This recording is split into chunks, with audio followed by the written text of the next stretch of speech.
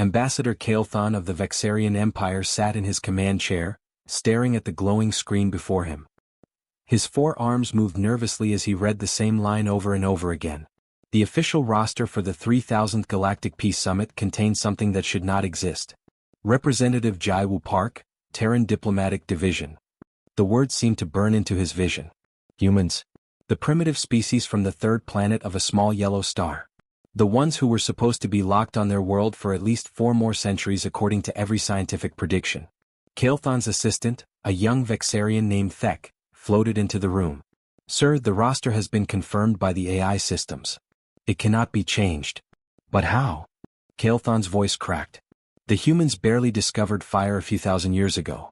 They fight wars over invisible lines on their planet. They poison their own air and water. How did they build ships that can travel faster than light? Thek's skin changed to a worried purple color. The Confederation's neutral AI has recognized them as worthy participants. The computer systems never make mistakes about these things. Kael'thon stood up, his tall frame shaking. The Galactic Peace Summit was the most important event in known space. It happened only once every 1,000 years. The greatest minds from hundreds of worlds gathered to discuss the future of all life in the galaxy. And now, somehow, the humans had earned a seat at that table. He activated his communication device and called Director Voss of the Altarian Council. The elderly alien's face appeared on the screen, looking just as confused and worried. You saw the roster? Voss asked without greeting. I saw it. Tell me this is some kind of mistake. I wish I could. Voss rubbed his wrinkled forehead with a 6-fingered hand. I have been checking the data for 3 hours. The humans built a ship. They traveled to the edge of Confederation space. They followed all the proper protocols for first contact. The AI systems tested them and found them suitable for diplomatic relations. But they are savages. Kael'thon's voice rose. They still have violence on their world. They argue about everything. They cannot even agree on how to manage their own planet. Yet somehow they reached the stars, Voss replied quietly. And that changes everything. Within the first hour after the roster became public, emergency messages flooded the Confederation's communication networks. Species after species sent formal notices of withdrawal from the summit. The Crystal Consortium sent a message that simply said, "We cannot participate in discussions with carbon-based primitives who lack basic evolutionary development." The Hegemony's message was longer but equally clear. The inclusion of pre-civilized species compromises the integrity of these proceedings. We formally withdraw our participation. The void-touched, mysterious beings who rarely spoke at all, sent just 4 words, Chaos species brings danger. Kael'thon watched the numbers drop on his screen. 847 species had been invited. Within 6 hours, 421 had refused to attend. The reasons were always different, but the fear was the same. Everyone knew the stories about humans. They were the species that somehow survived when giant rocks fell from space and destroyed most life on their planet. They lived through ice ages that should have killed them. When diseases spread across their world, they found ways to fight back and grow stronger.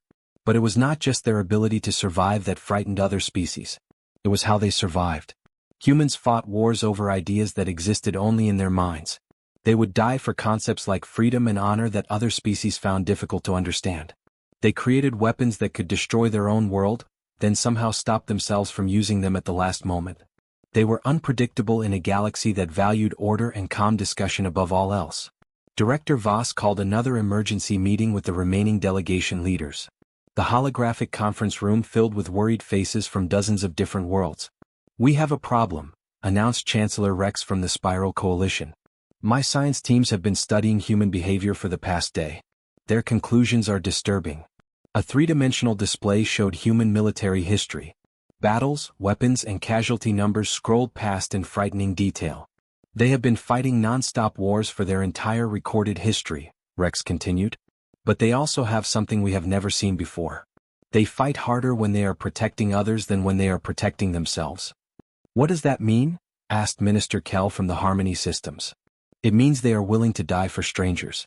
They will sacrifice everything to protect people they have never met. No other species in the galaxy shows this behavior pattern. The room fell silent as the implications became clear. Most galactic diplomacy worked because every species could be counted on to act in their own best interests. Negotiations succeeded because everyone understood that each side would do what benefited them most. But humans seemed to operate by completely different rules. Kael'thon felt a chill run through his body. How many delegates are still planning to attend? Thek checked the latest numbers. 426, sir. Representing 381 different species. And one human. Yes, sir. One human who somehow convinced our most advanced computer systems that his species deserves to sit with civilizations that have been traveling the stars for millions of years. Kael'thon looked out at the stars through his office window. Somewhere out there, a human was preparing to attend the most important diplomatic gathering in galactic history. A human who represented a species that other civilizations feared enough to abandon the summit entirely. The 3000th Galactic Peace Summit was supposed to discuss the future of all life in the galaxy. Instead, it had become a test of courage. The question was no longer what would be decided at the summit. The question was who would be brave enough to stay and find out what humans wanted. The diplomatic station Harmony's Edge had been built to impress visitors from across the galaxy. For over 2,000 years, it had hosted the most important meetings between different worlds. Its walls were made from crystal that sang in beautiful harmony. Gardens from 100 different planets created peaceful spaces for quiet talks. The station was designed to make everyone feel safe and welcome. But nothing had prepared the station's workers for the arrival of the human ship. Station Commander Velcrin watched through the main viewing window as a dark shape approached through space. The human vessel looked nothing like the elegant ships that usually visited the station. Where other ships were smooth and graceful, this one was built like a weapon that someone had tried to make look friendly. The ship's name was painted on its side in simple letters: Determination. That ship has more guns than most battle cruisers, whispered Officer Kresh, standing beside the commander. But look at the diplomatic flags, Velcrin replied nervously. They followed all the proper protocols for a peaceful visit. The ship docked with a solid thunk that made the entire station shake slightly. Other ships connected to the station like gentle kisses. The human ship connected like it was claiming territory. A crowd of delegates had gathered in the main observation deck to watch the human arrive. They stood behind reinforced viewing panels, whispering to each other in dozens of different languages. The airlock door opened with a soft hiss, and Ambassador Taejin Kim stepped into the station. He was not what anyone expected. Kim was a middle-aged human with black hair that was turning silver at the sides. He wore a simple dark blue uniform with small badges that meant nothing to the watching aliens. His face had lines around his eyes that suggested he smiled often. But those same eyes seemed to notice everything around him, like he was making a map of the station in his mind. He walked with the confident steps of someone who belonged exactly where he was standing. There was no hesitation, no nervousness, no sign that he felt out of place among beings from hundreds of advanced civilizations. The registration desk was staffed by a crystalline being whose body was made of living diamond. These creatures were known for being impossible to surprise or upset. They had worked at the station for centuries and had seen every kind of visitor. But when Kim approached the desk, even the crystalline clerk seemed nervous. "Welcome to Harmony's Edge," the clerk said in the common galactic language. "Please state your name and credentials for registration." Kim smiled, and that smile made several watching delegates step back from the viewing panels. Taejin Kim, Earth Diplomatic Corps. "I appreciate the welcome, though I have to say I'm curious about something." "What is that, Ambassador?" "Well, we received reports that nearly half of the invited delegates decided to leave before the summit even started. I'm wondering why so many beings felt the need to run away before hearing what we had to say." The words were spoken pleasantly, like someone commenting on the weather. But every delegate who heard them understood the message underneath. The human was not intimidated. He was not impressed by their fear. If anything, he seemed amused by it. The crystalline clerk's body flickered between different colors as it processed the comment. Registration is now complete, Ambassador. Your quarters are ready." Word of Kim's arrival comment spread through the station within minutes. Several more delegates quietly sent messages to their home worlds, requesting permission to withdraw from the summit. The opening ceremony took place in the station's Great Hall, a massive room that could hold thousands of beings from different worlds. The ceiling showed a view of the stars that changed to match wherever each delegate called home. It was meant to make everyone feel comfortable and united. Ambassador Kim sat in the human section, which consisted of a single chair among hundreds of seats filled by other species. He looked completely relaxed, like he was attending a neighborhood meeting instead of the most important diplomatic event in galactic history. When his turn came to address the assembly, Kim stood and walked to the speaking platform. The great hall fell completely silent. Even the station's air recycling system seemed to quiet down. "My name is Taejin Kim and I bring greetings from Earth and all humanity," he began. His voice was calm and clear, carrying easily through the enormous room. "We are honored to be invited to participate in this gathering." He paused and looked out at the hundreds of beings watching him. "We understand that our presence here has caused some concern. Many of your colleagues decided they would rather leave than share a room with us. That's unfortunate, but we respect their choice." Another pause. Kim's expression remained friendly, but his eyes grew more serious. "However, we do find it interesting that so many advanced civilizations felt the need to discuss galactic peace without including the species they seem to fear the most. That suggests to us that maybe this conversation was never really about peace at all." The words hit the assembly like a physical blow. Delegates shifted uncomfortably in their seats. Some whispered urgently to their assistants. Others simply stared at the human who had just accused them of hypocrisy in the most polite way possible. "Earth looks forward to working with those brave enough to stay," Kim concluded. "We believe that real peace can only come from honest conversation. An honest conversation requires the courage to face what you fear instead of running from it." He returned to his seat with the same calm confidence he had shown since his arrival. By the time the opening ceremony ended, the delegate count had dropped from 426 to 351. 75 more species had decided that sharing space with humanity was too dangerous. Ambassador Kim seemed completely unconcerned by the mass exodus. As he left the Great Hall, he stopped to chat with several delegates who approached him with curious questions about Earth and human culture. Station Commander Velkrin watched from his control room as more ships departed the station. "How many are left?" he asked his officer. 351 delegates from 312 species, Kresh replied. "And one human who acts like he owns the place." Velkrin nodded grimly. The summit had not even officially started yet, and already it was unlike anything in the station's long history. The real question was what would happen when the discussions actually began. The first 3 days of the summit followed the same pattern that had been used for thousands of years. Delegates from the most powerful civilizations took turns explaining why the proposed Universal Harmony Accord was necessary for galactic peace. Ambassador Kim sat quietly in his single chair, listening to speech after speech about the importance of maintaining order and stability across the galaxy. He took careful notes on a simple tablet, occasionally nodding as if he found the presentations interesting. The accord itself was a thick document full of complicated legal language. But when stripped of all the fancy words, it was quite simple. It would freeze all territorial boundaries exactly where they were. It would limit how fast any species could develop new technology. Most importantly, it would create a system of rules so complex that smaller or newer species would never be able to challenge the established powers. On the surface, it looked like a peace treaty. In reality, it was a way to make sure that the strong stayed strong and the weak stayed weak forever. Prime Minister Veltar of the hegemony gave the longest speech. He was an impressive figure, nearly 3 meters tall with skin that shifted colors to match his emotions. When he spoke about the need for appropriate civilizational hierarchies, his skin glowed with confident gold patterns. "The galaxy has enjoyed unprecedented stability for the past millennium," Veltar declared. "This peace has been possible because mature civilizations understand their responsibilities. Newer species must learn to accept their proper place in the galactic order." Several delegates nodded in agreement. The established powers had worked for centuries to create this system. They saw no reason to change it now.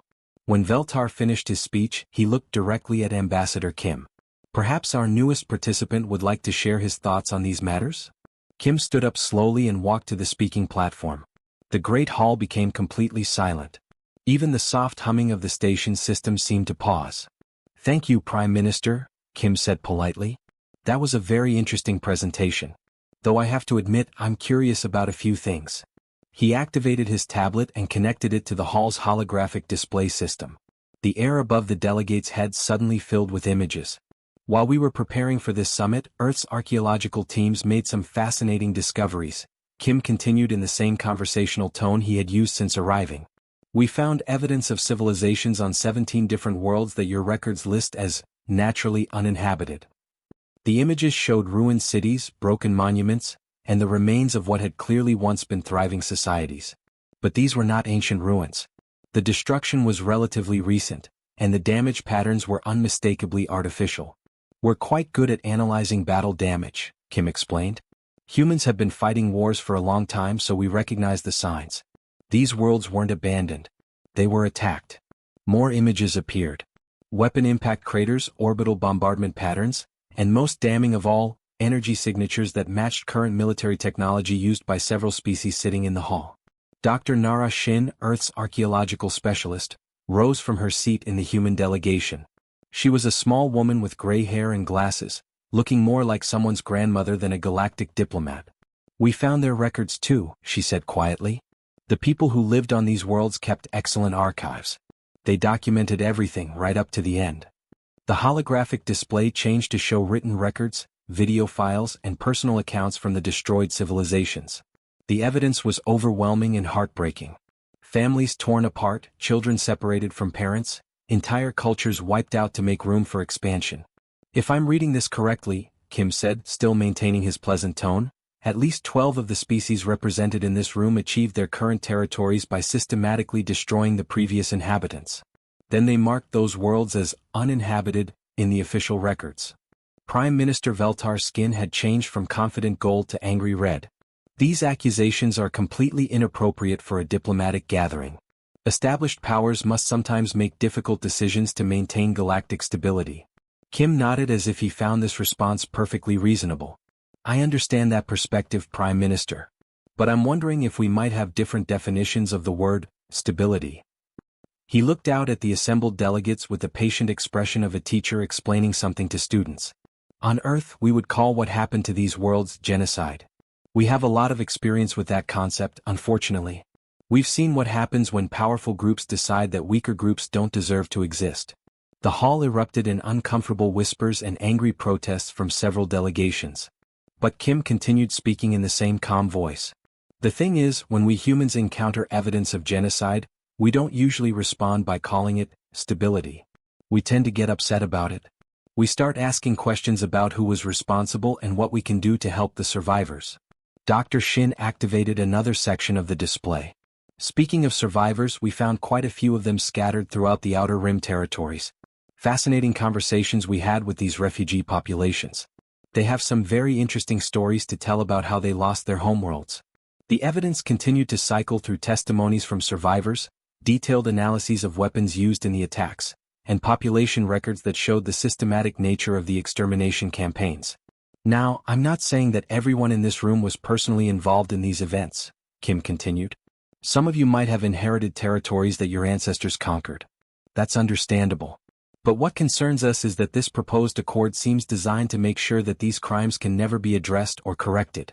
He gestured to the thick document that contained the Universal Harmony Accord. "This treaty would freeze everything exactly as it is right now. The species that committed genocide get to keep their stolen worlds. The survivors get to stay refugees forever. And everyone calls it peace, because the killing has stopped." Prime Minister Veltar stood up, his skin now burning with furious crimson patterns. "These wild accusations threaten the very foundation of galactic civilization. How dare a primitive species lecture their betters about moral responsibilities?" Kim's response was delivered with a smile that somehow made it more frightening than any threat could have been. "Prime Minister, respectfully, I don't think civilizations built on mass graves get to call anyone else primitive." The Great Hall fell completely silent. The Great Hall remained silent for several long minutes after Ambassador Kim's last words. Delegates stared at their hands, at the ceiling, at anything except the evidence still glowing in the air above their heads. The comfortable lies they had built their civilizations on were crumbling right in front of them. Finally, Chancellor Rex from the Spiral Coalition stood up. His voice shook slightly as he spoke. "Ambassador Kim, your accusations are serious. But what exactly do you expect us to do about events that happened centuries ago? The past cannot be changed." Kim nodded thoughtfully as if he had been waiting for exactly that question. "You're absolutely right, Chancellor. The past cannot be changed. But the future can be shaped by how we choose to respond to what we've learned." He walked back to the speaking platform and pulled out a small device from his uniform pocket. When he activated it, new documents appeared on every delegate's personal display screen. "Earth would like to propose an alternative to the Universal Harmony Accord," Kim announced. "We're calling it the Terra Accords. It's a framework for actual peace, not just the maintenance of profitable injustice." The delegates began reading through the proposal, and their reactions ranged from confusion to outright horror.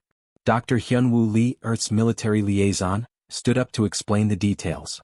He was a tall man with a serious expression and the bearing of someone who had seen real combat. The Terra Accords established several key principles for galactic civilization moving forward.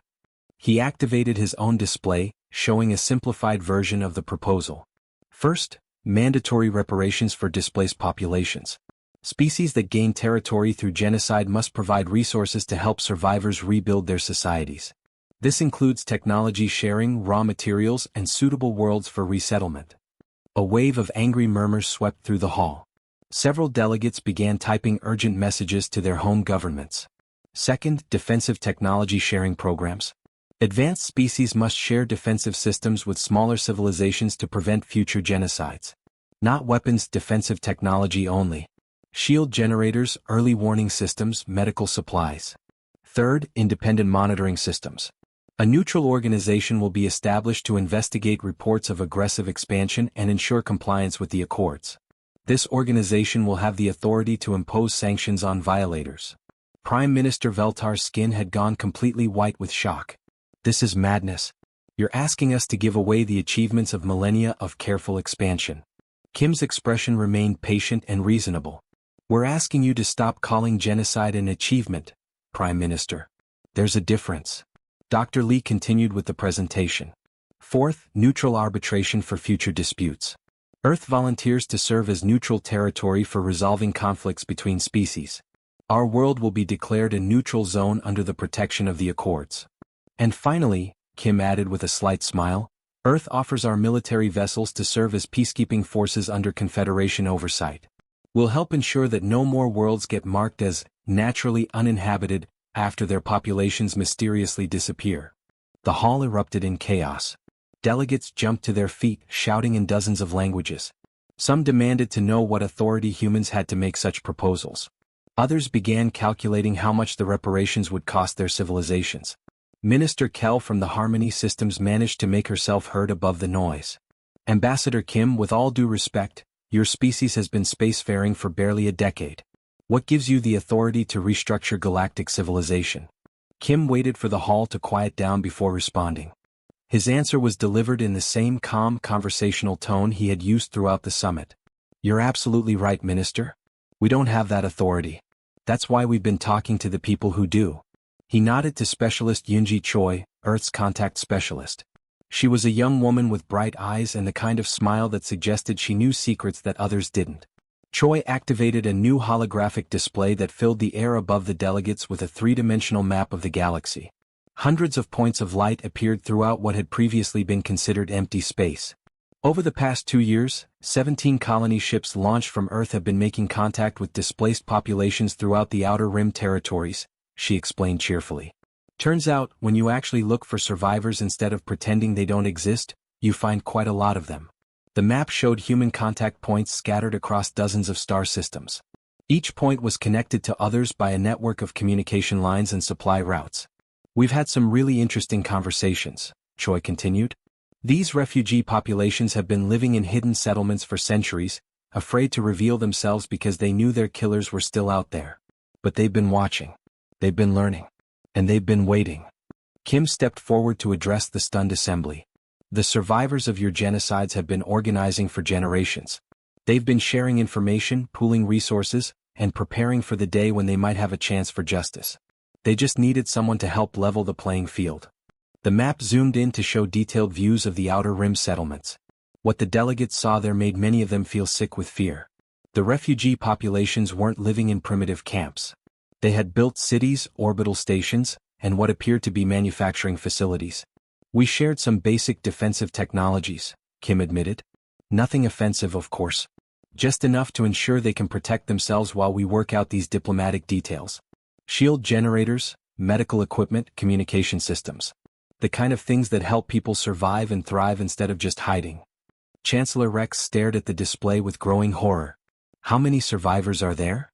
Current count is approximately 847 million individuals representing over 200 species that were supposedly extinct, Choi replied matter-of-factly.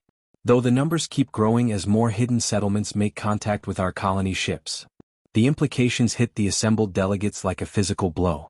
The galaxy's victims weren't scattered and helpless. They were organized, equipped, and unified around a shared desire for justice. Kim looked out at the shocked faces of beings who had thought themselves safely in control of galactic civilization. The Terra Accords aren't a demand, he said quietly. They're an invitation to choose peace over the alternative. The emergency session lasted 18 hours. Delegates huddled in small groups, whispering urgently into communication devices as they tried to contact their home governments. The comfortable certainties of galactic civilization had been shattered in a matter of days, and now everyone was scrambling to figure out what came next. Ambassador Kim waited patiently in the human delegation area, occasionally answering questions from brave delegates who approached him. His calm demeanor never changed, even as the political structure of the galaxy collapsed around him. Prime Minister Veltar of the hegemony was the first to break. His skin had been cycling through colors of rage and fear for hours before finally settling on a defeated gray. He approached Kim's chair with the slow steps of someone walking to his own execution. "Ambassador," Veltar said quietly, "if we were to consider your proposal, what assurances do we have that these refugee populations won't simply seek revenge once they're armed?" Kim looked up from his notes with genuine sympathy. "Prime Minister, I understand your concern. But I think you're asking the wrong question." "What do you mean?" "You're worried about what they might do to you. But they've been asking what you're willing to do for them. There's a difference between justice and revenge, though I realize that distinction might be hard to see from your position." Dr. Shin approached with a data tablet in her hands. "Prime Minister, we've been in communication with the survivor settlements. They've prepared a list of minimum requirements for peaceful coexistence." She handed him the tablet. Veltar read through it with growing surprise. "They want apologies? Public acknowledgement of what happened to their peoples." "That's where it starts," Kim nodded. "Recognition that genocide occurred. Official records corrected to reflect the truth. Memorial sites established on the destroyed worlds. Basic dignity for the dead. And the reparations? Technology and resources to help them rebuild what was lost.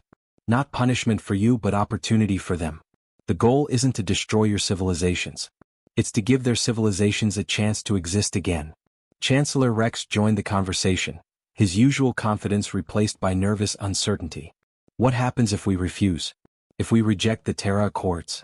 Kim's answer was delivered with the same patient tone he had used throughout the summit.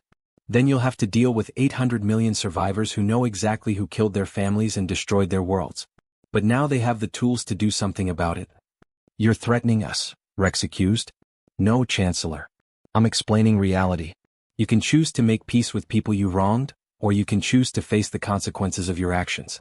But either way, the days of pretending those people don't exist are over." Specialist Choi activated her communication device, and voices filled the air from across the galaxy. Survivors from dozens of destroyed civilizations spoke in their own languages, translated in real time by Earth's computers. "We do not seek to become like those who harmed us," said one voice from the Outer Rim. "We want our children to know their heritage. We want worlds where we can build new cities and sing the old songs. We want the galaxy to remember that we existed." Another voice, older and filled with quiet dignity, added, "For centuries we hid because we were afraid. Now we have friends who helped us remember that we deserve to be here too. We offer peace to those who offer peace to us." The testimonies continued for hours. Stories of loss, hope, and surprising forgiveness from people who had every reason to want revenge. By the end of the emergency session, the choice facing the remaining delegates had become clear. They could sign the Terra Accords and accept a galaxy where genocide had consequences, or they could return to their homeworlds and wait for those consequences to find them. The vote took place on the final day of the summit. Of the original 847 invited species, only 298 remained to participate. The rest had fled rather than faced the truth about their civilizations. Ambassador Kim stood before the assembly for his final address. "Earth didn't come here seeking membership in your galactic community," he began. "We came because we learned that your community was built on the graves of people no one was willing to remember." He looked out at the delegates who had chosen to stay. "Every civilization makes mistakes. Every species has moments in their history they wish they could change. The measure of a civilization isn't whether they've done wrong, it's what they choose to do when they learn about it." The Terra Accords were signed by 298 species, representing approximately 60% of the galaxy's population and resources. The remaining species would face a very different galaxy when they tried to return to business as usual. As the human delegation prepared to depart Harmony's Edge, Ambassador Kim was approached by Ambassador Kael'thon of the Vexarian Empire, who had remained throughout the proceedings despite his initial fears. "We expected you to demand entry into our galactic community," Kael'thon admitted. "Instead, you forced us to examine whether our community was worth joining." Kim's response would be taught in diplomatic schools across the galaxy for generations. "We didn't come to join your system, Ambassador. We came to fix it. There's a difference." The ship Determination departed the station carrying signed agreements that would reshape galactic civilization. Behind them, they left a galaxy that would never again mistake silence for peace or power for righteousness. In the Outer Rim territories, hidden settlements began emerging from the shadows. Memorial gardens were planted on worlds that had been marked as uninhabited. Children who had never known their ancestral languages began learning the songs their grandparents had thought were lost forever. The age of comfortable lies was over. The age of uncomfortable truths had begun. And somewhere in the galaxy, a small blue world called Earth had appointed itself the conscience of civilizations that had forgotten they were supposed to have one. Humanity had not conquered the galaxy. They had simply reminded it what it meant to be civilized.